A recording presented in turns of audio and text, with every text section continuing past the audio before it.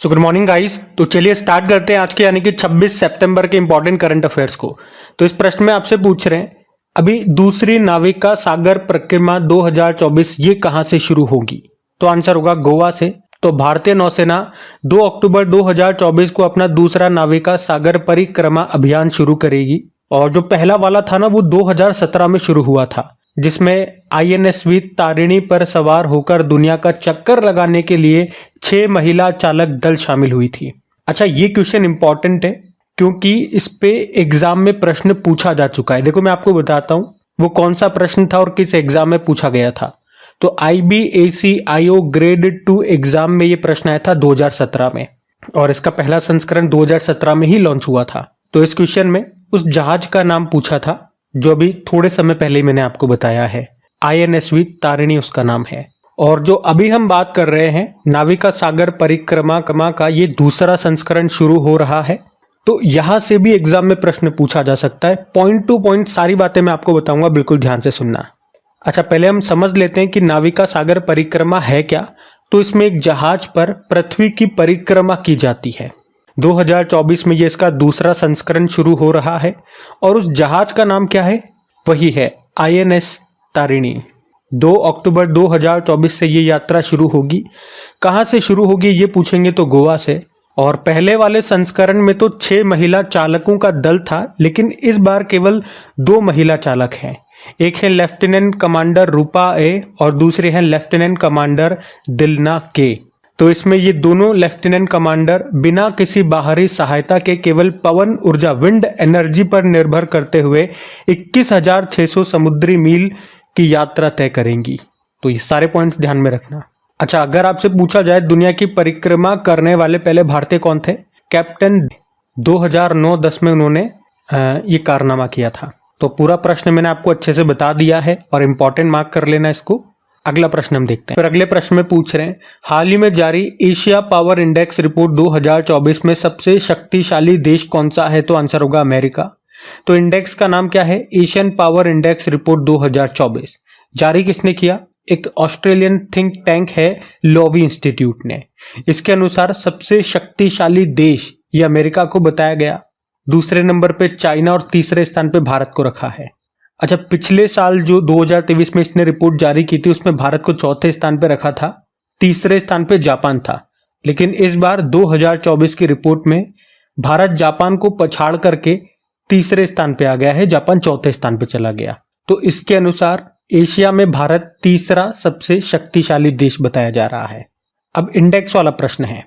अब मैं यहाँ पे आपको 2024 के जितने भी इंपॉर्टेंट इंडेक्सेस हमने पढ़े हैं करंट अफेयर्स में जनवरी से लेके अभी तक, वो सारे एक साथ रिवाइज कराऊंगा, बिल्कुल ध्यान से सुनना। तो देखो इस साल का जो सबसे पहला इंडेक्स था वो था करप्शन परसेप्शन इंडेक्स 2023। उसमें भारत 93 पे था, टॉप पे डेनमार्क था, जारी किया था ट्रांसपेरेंसी इंटरनेशनल ने। फिर स्वच्छ सर्वेक्षण 2023 आया, सबसे स्वच्छ शहर 2 थे, इंदौर और सूरत, लेकिन 1 लाख से कम आबादी में महाराष्ट्र का सासवद टॉप पे था।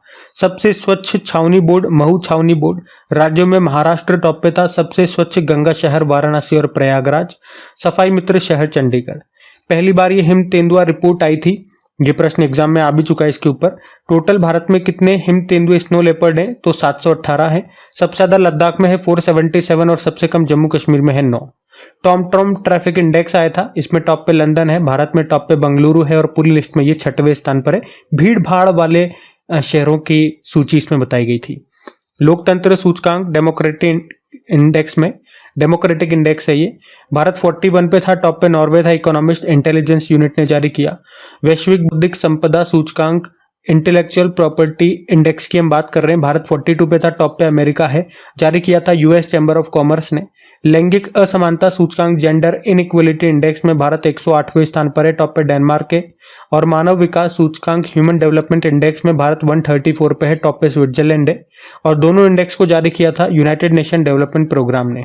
बाकी हैप्पीनेस इंडेक्स में भारत 126 स्थान पे था टॉप पे फिनलैंड है, यूनाइटेड नेशन ने जारी किया। ग्लोबल फायर पावर इंडेक्स में भारत चौथे स्थान पर है, टॉप पे अमेरिका है। बिजनेस एनवायरमेंटल रैंकिंग में भारत 51 पे है, टॉप पे सिंगापुर है, जारी किया इकोनॉमिस्ट इंटेलिजेंस यूनिट ने। ग्लोबल यूनिकॉर्न इंडेक्स में भारत तीसरे स्थान पर है, टॉप पे अमेरिका, फिर चाइना, फिर भारत, हुरुन ने जारी किया। दुनिया का तीसरा सबसे बड़ा ई मार्केट प्लेस, ये गवर्नमेंट ई मार्केट प्लेस है, पहले स्थान पे साउथ कोरिया का है। और साइबर क्राइम इंडेक्स में भारत 10वें स्थान पर है, टॉप पे रशिया है। और वर्ल्ड प्रेस फ्रीडम इंडेक्स में भारत 159 पे है, टॉप पे नॉर्वे है, इसको रिपोर्टर्स विदाउट बॉर्डर जारी किया। Travel and tourism development index में भारत 39 पे है, टॉप पे अमेरिका है, इसको वर्ल्ड इकोनॉमिक फोरम ने जारी किया। ग्लोबल सिटीज इंडेक्स में न्यूयॉर्क टॉप पे था और भारत से दिल्ली टॉप पर है, लेकिन दिल्ली इस लिस्ट में 350वें स्थान पे था। पर्यावरण प्रदर्शन सूचकांक में भारत 176 पे है, तो टॉप पे एस्टोनिया रहा। वहीं ग्लोबल जेंडर गैप इंडेक्स में बात करेंगे, भारत 129 पे है, टॉप पे आइसलैंड है, वर्ल्ड इकोनॉमिक फोरम ने जारी किया। ग्लोबल पीस इंडेक्स में भारत 116वें स्थान पर है, टॉप पे आइसलैंड है, institute of economic and peace ने जारी किया। ग्लोबल एनर्जी ट्रांजिशन इंडेक्स में भारत 63 पे है, टॉप पे स्वीडन है, वर्ल्ड इकोनॉमिक फोरम ने जारी किया। वर्ल्ड इन्वेस्टमेंट रिपोर्ट 2024 आई, भारत 15वें स्थान पर है, टॉप पे अमेरिका है, अंक टाड ने जारी किया। सस्टेनेबल डेवलपमेंट रिपोर्ट आई, भारत 109 पे है, टॉप पे फिनलैंड है। नीति आयोग ने जो sustainable development goal India index जारी किया था, जिसमें भारत का स्कोर 71 है, लेकिन टॉप पर केरल और उत्तराखंड को रखा था। और उसी तरह से ग्लोबल लिवेबिलिटी इंडेक्स आया, इसमें टॉप पे वियना है, ऑस्ट्रिया की कैपिटल है वियना, इसको जारी किया था इकोनॉमिस्ट इंटेलिजेंस यूनिट ने। प्राइम ग्लोबल सिटीज इंडेक्स में पहले स्थान पे मनीला है, दूसरे पे मुंबई, तीसरे पे दिल्ली है, नाइट फ्रैंक ने जारी किया। सकल पर्यावरण उत्पादन सूचकांक लॉन्च करने वाला पहला राज्य पूछेंगे तो उत्तराखंड है। और अभी हमने पढ़ा था कि स्टेट फूड सिक्योरिटी इंडेक्स, राज्य खाद्य सुरक्षा सूचकांक में टॉप पे केरल को रखा था। तो इस तरह से आप देखेंगे ये 2024 के लगभग 30 सूचकांक, 30 इंपॉर्टेंट इंडेक्सेस मैंने आपको यहाँ पे रिवाइज करा दिए, सारे इंपॉर्टेंट है, बिल्कुल ध्यान रखना। बार बार मैं आपको रिवाइज कराता हूं जब भी इस तरह का प्रश्न आता है, ताकि ये चीजें आपको याद हो जाए कंठस्थ रूप से। तो ध्यान रखना। अगला प्रश्न हम देखते हैं। फिर अगले प्रश्न में पूछ रहे हैं, अभी हाल ही में श्रीलंका की नई प्रधानमंत्री कौन बनी है? तो आंसर होगा हरिनी अमरसूर्या। तो अभी हमने देखा था श्रीलंका में नए राष्ट्रपति बन गए, कौन? अनुरा कुमारा दिसानायके, और अभी उन्होंने ही हरिनी अमरसूर्या को नया प्रधानमंत्री श्रीलंका का नियुक्त किया है। उन्होंने किनका स्थान लिया? दिनेश गुणवर्धने का स्थान लिया है, जिन्होंने अनुरा कुमारा दिसानायके के राष्ट्रपति बनने के बाद प्रधानमंत्री के पद से इस्तीफा दे दिया था। अच्छा, अगर हरिनी अमरसूर्या की हम बात करें तो एक पॉइंट मैं आपको बताना चाहूंगा कि भारत के दिल्ली यूनिवर्सिटी के हिंदू कॉलेज से ग्रेजुएशन कर चुकी हैं वो, और अभी वो श्रीलंका की 16वीं प्रधानमंत्री बनी है, और ये श्रीलंका की प्रधानमंत्री बनने वाली तीसरी महिला है। और अनुरा कुमारा दिसानायके ये श्रीलंका के 9वें नंबर के प्रेसिडेंट बने थे। और एक और पॉइंट में इंपॉर्टेंट आपको बता दूं कि 1960 में सिरिमावो भंडारनायके ये श्रीलंका और दुनिया की पहली महिला प्रधानमंत्री बनी थी 1960 में। अच्छा, श्रीलंका के बारे में तो अभी 2-3 दिन पहले मैंने आपको बताया था जब हमने प्रेसिडेंट की बात करी थी। आज मैं क्या करूंगा, 2024 के जनवरी से लेके अभी तक जितने भी देशों में प्रेसिडेंट या प्रधानमंत्री अपॉइंट हुए हैं, बने हैं, वो सारे मैं आपको रिवाइज कराऊंगा, तो बिल्कुल ध्यान से सुनना है। मतलब सारे इंटरनेशनल अपॉइंटमेंट रिलेटेड टू प्रधानमंत्री और प्रेसिडेंट, वो सारे यहाँ पे हम कवर कर लेंगे एक साथ। तो देखो, अभी हमने देखा श्रीलंका के प्रेसिडेंट बने थे अनुरा कुमारा दिसानायके, उससे पहले फ्रांस के प्रधानमंत्री मिशेल बार्नियर बने थे, अल्जीरिया के राष्ट्रपति अब्देल मजीद तेब्बोने बने, थाईलैंड के प्रधानमंत्री पेंटोक्टार्न शिनावात्रा बनी थी, तुनिशिया के प्रधानमंत्री कामिल मद्दोरी, एस्टोनिया के प्रधानमंत्री क्रिस्टन मिशेल, ईरान के प्रेसिडेंट मसूद पेजेस्कियान, यूके के प्रधानमंत्री किर स्टारमर, नीदरलैंड के प्रधानमंत्री डिक शूफ, साउथ अफ्रीका के राष्ट्रपति सिरिल रामाफोसा, आइसलैंड के राष्ट्रपति हल्ला टॉमस डॉटर, मेक्सिको की पहली राष्ट्रपति क्लाउडिया शियनबाम, लिथुआनिया के राष्ट्रपति गीतानास नौसैद, चाड के प्रधानमंत्री अल्लामाए हालिना, चाड के राष्ट्रपति मोहम्मद इदरिस देबी, वियतनाम के राष्ट्रपति टू लैम, क्रोएशिया के प्रधानमंत्री आंद्रेज प्लेंकोविक, स्कॉटलैंड की फर्स्ट मिनिस्टर जॉन स्विनी, उनके अलावा पनामा के राष्ट्रपति जोस राउल मुलिनो, सिंगापुर के प्रधानमंत्री लॉरेंस वोंग, आइसलैंड के प्रधानमंत्री बनर्जी बेनेडिक्टसन, स्लोवाकिया के राष्ट्रपति पीटर पेलेग्रिनी, मिस्र के तीसरी बार राष्ट्रपति बने Abdel Fattah al Sisi, democratic republic of Congo के प्रधानमंत्री जुडिथ सुमिनवा तुलुका बनी, सेनेगल के राष्ट्रपति बासिरो डियोमाए फे बने, पुर्तगाल के प्रधानमंत्री लुइस मोंटेनेग्रो, आयरलैंड के नए प्रधानमंत्री साइमन हैरिस बने, फिलिस्तीन के नए प्रधानमंत्री मोहम्मद मुस्तफ़ा, हंगरी के राष्ट्रपति तामस सुलियाक बने, पाकिस्तान के प्रधानमंत्री शहबाज शरीफ, पाकिस्तान के राष्ट्रपति आसिफ अली जरदारी, इंडोनेशिया के प्रेसिडेंट प्रबोवो सुबियांतो बने, यमन के प्रधानमंत्री अवध बिन अल सल्वाडोर के प्रेसिडेंट नयाब बुकेले बने, कजाकिस्तान के प्रधानमंत्री ओल्जास बेक्टेनोव, फिनलैंड के प्रेसिडेंट बने अलेक्जेंडर स्तब, कोमोरोस के प्रेसिडेंट अजाली असोमानी बने, ग्वाटेमाला के नए प्रेसिडेंट बर्नार्डो एवरेलो, ताइवान के president lie Chingte, democratic republic of Congo के प्रेसिडेंट फेलिक्स त्शेसिकेदी और वेनेजुएला के राष्ट्रपति निकोलस मादुरो बने थे। तो आप देखेंगे लगभग 2024 के 40 अपॉइंटमेंट्स हमने कवर कर लिए हैं। प्रधानमंत्री और प्रेसिडेंट वाले ही ये सारे इंटरनेशनल अपॉइंटमेंट मैंने यहाँ पे लिए हैं, तो इनको ध्यान रखना। और हाँ, अगर आप में से कोई स्टूडेंट पहली बार क्रिक एग्जाम चैनल पे करंट अफेयर्स पढ़ रहे हैं तो आपको बता दूं कि इन सभी क्वेश्चंस का पीडीएफ और जो ये एक्स्ट्रा शीट्स मैं आपको रिवाइज करा रहा हूं ये भी मैं आपको पीडीएफ में ही प्रोवाइड कराऊंगा। बिल्कुल फ्री होती है पीडीएफ अपनी। कहाँ मिलेगी? अपने टेलीग्राम चैनल पे, जिसका लिंक नीचे डिस्क्रिप्शन बॉक्स में है। जब उस लिंक पे आप क्लिक करोगे तो डायरेक्ट वहां चले जाओगे और वहां पे आपको ज्वाइन का बटन दिखेगा, तो उसे प्रेस करके ज्वाइन कर लीजिएगा। उससे फायदा ये होता है जब भी पीडीएफ अपलोड होगी, जब भी वीडियो अपलोड होगा, उसका सीधा नोटिफिकेशन सबसे पहले आपके पास पहुंच जाएगा। और दूसरी बात, जो सिलेक्शन वाली सीरीज चल रही है जिसमें हम जनवरी से लेके अभी तक के जितने भी इंपॉर्टेंट क्वेश्चंस हैं टॉप 50 करके कवर कर रहे हैं, तो उसका सेट नंबर 5 आज आ चुका है। तो इस वीडियो के बाद वो जाकर के देख लेना जो रेगुलर स्टूडेंट्स हैं, और जो पहली बार देख रहे हैं वो इससे पहले के सेट कहाँ देखेंगे वो प्लेलिस्ट में मैंने आपको सारे लगा दिए हैं। प्लेलिस्ट में जाकर के आप देख सकते हैं। सारे टॉप मोस्ट इंपॉर्टेंट क्वेश्चन ही मैं उसमें कवर कर रहा हूं, तो कोई भी फालतू क्वेश्चन आपको नहीं मिलेगा, कोई भी डिटेल में एक्सप्लेनेशन नहीं मिलेगा। क्विक फॉर्मेट में हम क्वेश्चन को रिवाइज कर रहे हैं, रिकॉल कर रहे हैं। तो अभी तक की सबसे बेहतरीन क्लास आपको वो लगेगी रिविजन पर्पज से। तो अगर मेहनत अच्छी लगती है, सेशन अच्छा लगे, चाहे ये वाला चाहे वो वाला, तो प्लीज वीडियो को लाइक जरूर करो। अपने दोस्तों के साथ में स्टडी ग्रुप में, कम से कम एक स्टडी ग्रुप में आप वीडियो को शेयर जरूर करना। इससे मुझे भी मोटिवेशन मिलता है वीडियोस बनाने में, उसमें मेहनत करने में, टाइम लगाने में, क्योंकि मेरा पूरा समय केवल आपके वीडियो, आपका कंटेंट तैयार करने में चला जाता है। अगर आप लोगों का सपोर्ट मिलेगा तो मुझे भी लगेगा कि हाँ, जो समय मैं आप लोगों के लिए लगा रहा हूँ वो फालतू नहीं है, वो वर्थ इट है। ठीक है, अभी अगले प्रश्न की ओर बढ़ते हैं। फिर अगले प्रश्न में पूछ रहे हैं क्या, अभी हाल ही में किसे ब्रिटेन की संसद हाउस ऑफ लॉर्ड्स ने ग्लोबल प्रेस्टीज अवार्ड से सम्मानित किया? तो आंसर होगा विनोद बच्चन को। तो फिल्म मेकर है विनोद बच्चन, जिनको ब्रिटेन की पार्लियामेंट हाउस ऑफ लॉर्ड्स में ग्लोबल प्रेस्टीज अवार्ड से सम्मानित किया गया। उन्हें ये सम्मान भारतीय फिल्म उद्योग में उनके उत्कृष्ट योगदान के लिए दिया गया है। विनोद बच्चन, इन्होंने बॉलीवुड मूवीज हैं कई, जैसे कि तनु वेट्स मनु हो गया, जिला गाजियाबाद, शादी में जरूर आना, और भी कई फिल्मों को डायरेक्शन दिया है। अब देखो अवार्ड वाला प्रश्न है, तो मेरी इच्छा थी कि बहुत टाइम हो गया, आपको 2024 के जितने भी इंपॉर्टेंट हम रिवाइज कराते हैं वो सब रिवीजन कराए, बहुत टाइम हो गया, तो आज मैं रिवाइज करवा दूं।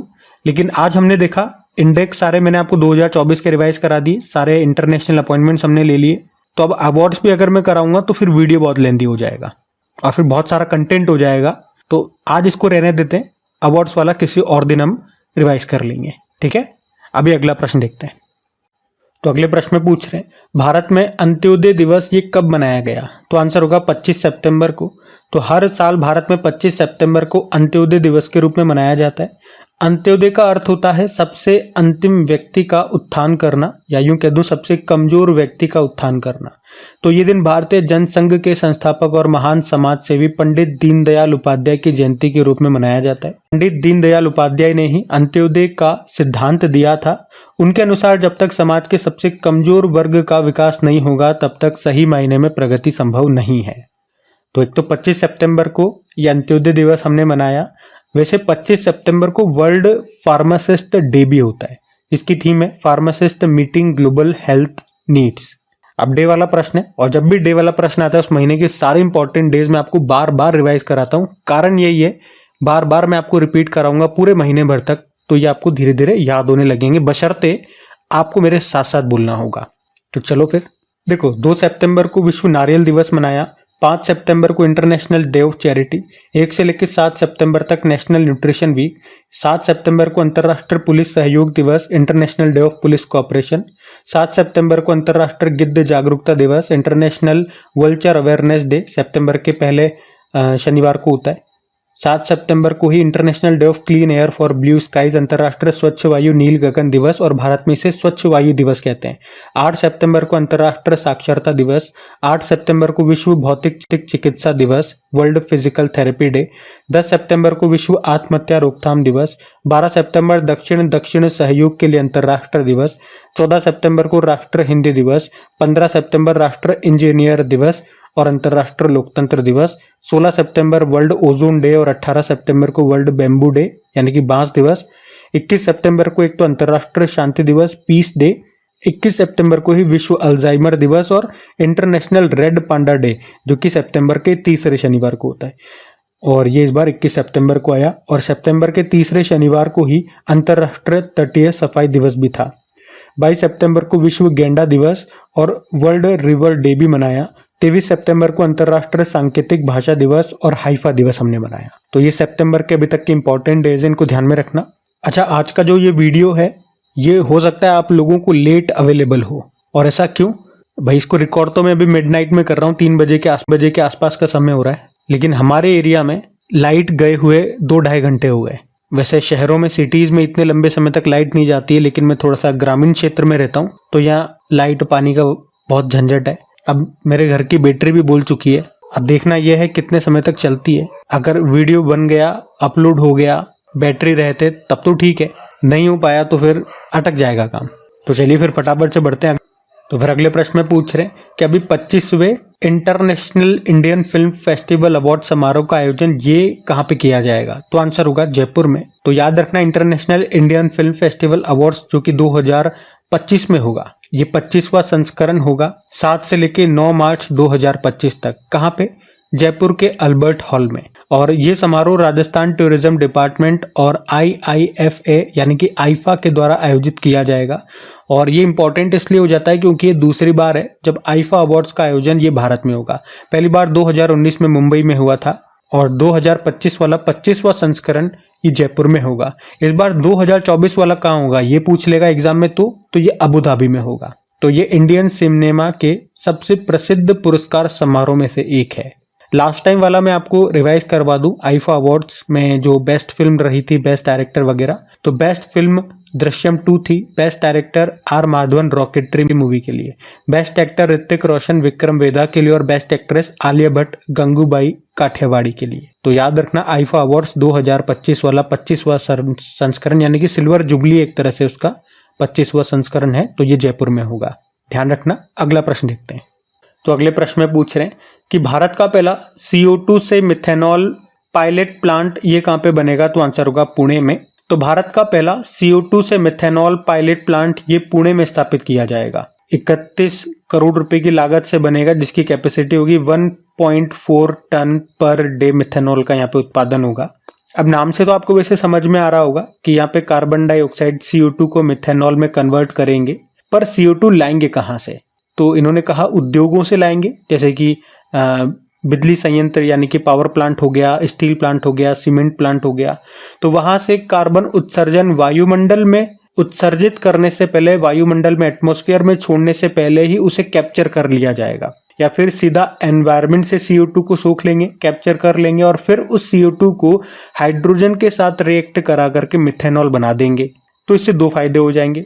वातावरण में कार्बन डाइऑक्साइड जो कि एक ग्रीन हाउस गैस है उसमें कमी आएगी, और आउटपुट में हमें एक सस्टेनेबल फ्यूल भी मिल रहा है मिथेनॉल के रूप में। तो याद रखना, ये भारत का पहला CO2 से मिथेनॉल प्लांट ये बनेगा पुणे महाराष्ट्र में।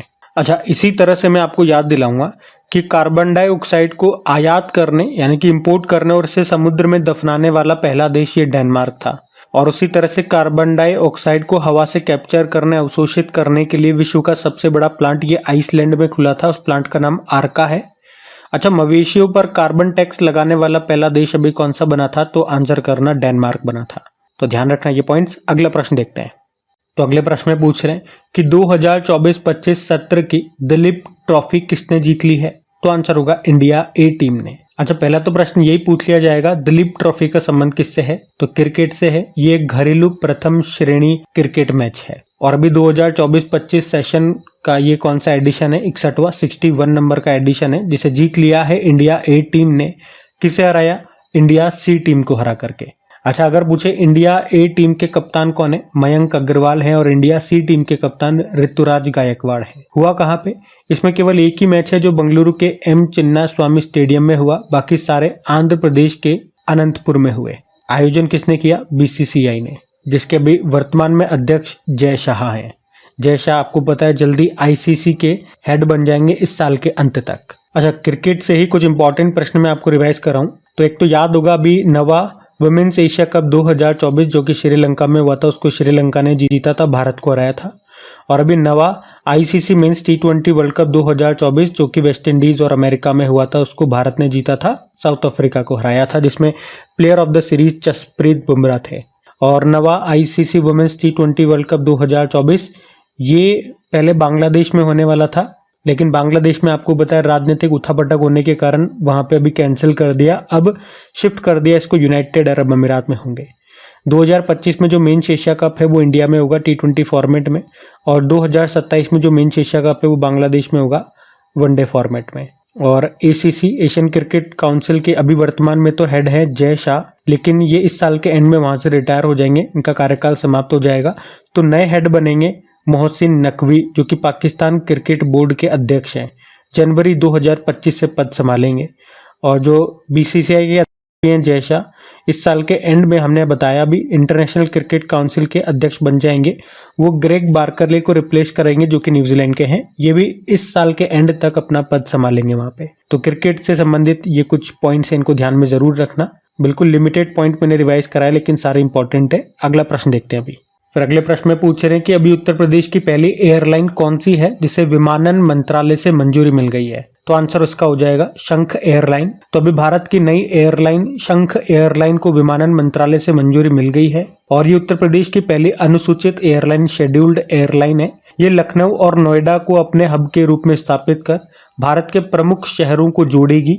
इससे क्षेत्रीय कनेक्टिविटी में सुधार होगा। अच्छा, एयरलाइन से संबंधित प्रश्न है तो मैंने कल ही आपको बताया था पुणे एयरपोर्ट का नाम बदल दिया गया है। अब ये मैंने आपको कल बताया था, आज होमवर्क प्रश्न बन जाता है यही आपका।